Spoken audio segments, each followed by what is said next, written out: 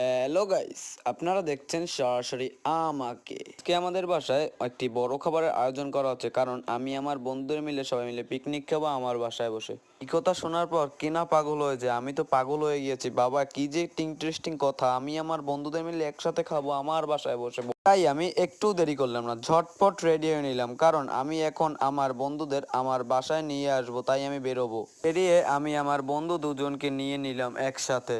Call দিয়ে আরো কিছু বন্ধুদের আমি ফোন দিয়ে বের করলাম, তারা আমার সাথে এখন আমার বাসায় যাওয়ার জন্য প্রস্তুত হবে।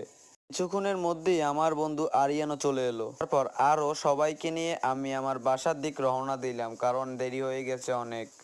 এবং কিছু দূর এগিয়ে আমাদের সাথে কাডাল এবং কালাপাচা অনেককেও নিয়ে নিলাম। তারপর আমরা সবাই মিলে আমার বাসার উদ্দেশ্যে রওনা দিলাম একসাথে। আমার বাসার রোডের সামনে আমরা একসাথে বসে একটু আড্ডা দিচ্ছিলাম এবং তারা 7 আপ এবং দই মিষ্টি আমাদের বাসার জন্য